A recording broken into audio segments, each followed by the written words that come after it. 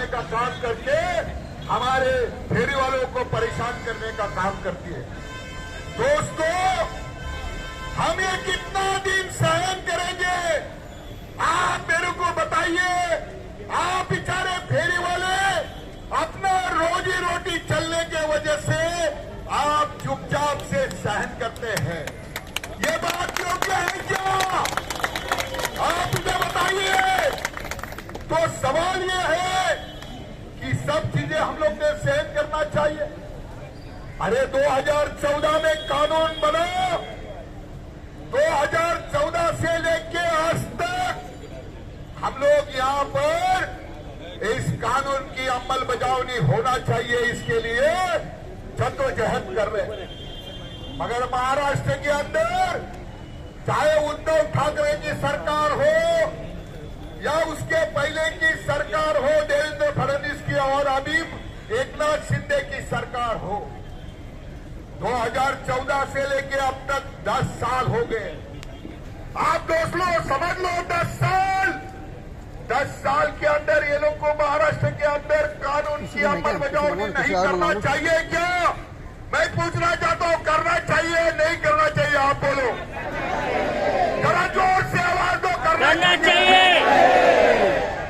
तो सरकार क्यों नहीं कर रही है? ये जवाब आप पूछोगे कि नहीं? ये जवाब आप पूछोगे कि नहीं?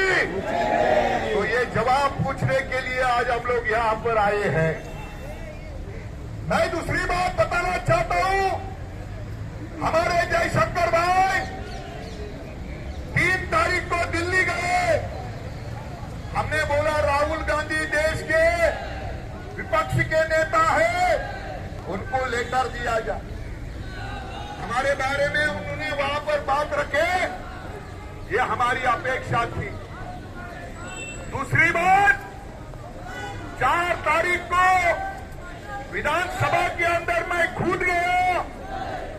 मार्क्सवादी कम्युनिस्ट पार्टी के एमएलए विनोद तिकोले और कांग्रेस के महाराष्ट्र के अध्यक्ष नाना भाऊ पटोले को मैंने ज्ञापन दिया, और नाना भाऊ को मैंने बताया कि महाराष्ट्र के और मुंबई के फेरी वालों के साथ अन्याय हो रहा है, आप उसके बारे में कुछ तो करिए, हाउस के अंदर आवाज उठाइए।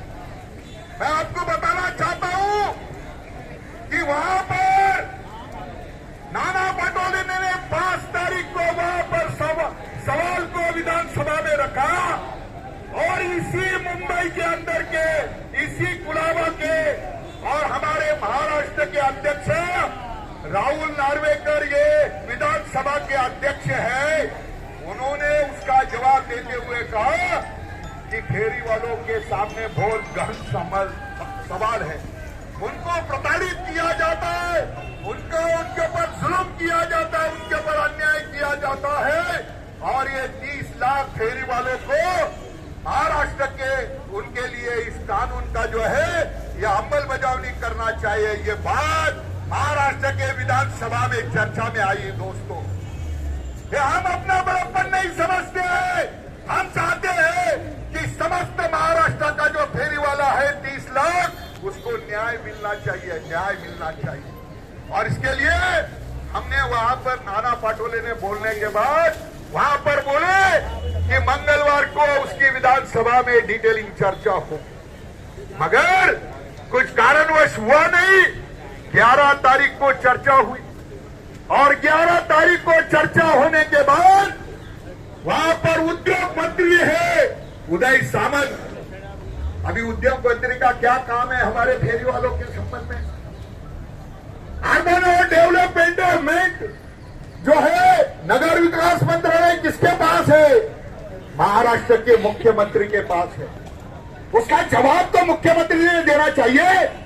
उसने कहा उदय सामंत उसका जवाब देगा। उदय सामंत ने भी टल मटल जवाब दिया और बोला एक संचालक स्तर की कमेटी बनाई जाएगी, अभ्यास किया जाएगा। मैं आपको बताना चाहता हूं ये टाल मटोल है दोस्तों। आने वाले दिनों के अंदर आज के इस धरना के माध्यम से हम इशारा देना चाहते हैं, हम किसानों के दोस्त हैं, हम भी किसान हैं, बराबर है ना? है कि नहीं? आवाज करके बोलो, है ना किसान? हमारा किसान भाई वहां पर किसानी करता है, अनाज उगाता है, खेती करता है और उसका माल बेचने के लिए वो कहां पर आता है? मंडी में आता है। बराबर है ना?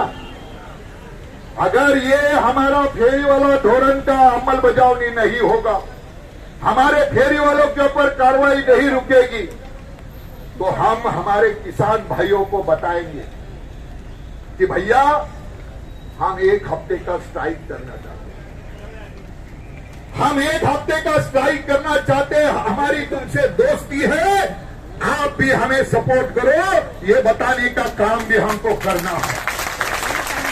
ये 30 लाख महाराष्ट्र के अंदर 30 लाख फेरी वाले हैं। हमारे महाराष्ट्र के किसान भी हमारे साथ खड़े होंगे। जब उनको हम आवाज देंगे तो महाराष्ट्र के मंडी पूरी मतलब वहां पर संप हो जाए, मंडी सूखी पड़ेगी और किसान का माल भी खराब नहीं होगा। दोस्तों, तो हम कदर करना चाहते हैं और इसके लिए मैं आपको बताना चाहता हूं कि हमारे जनवादी हॉकर सभा ने जब कहा कि विधानसभा के अंदर 9 तारीख को इसके ऊपर चर्चा होगी, हमने निर्णय लिया और मुंबई के तकरीबन 10-12 इलाके में हमने इस तरह से मांग दिवस मनाया। सैकड़ों लोग, सैकड़ों फेरी वाले उसके अंदर शिरकत किए। वो आवाज हम लोग ने पहुंचाने का काम किया। तो इस तरह से हम चुपचाप बैठे नहीं है। हमारा फेरी वाला धोरण और ये मुंबई महानगर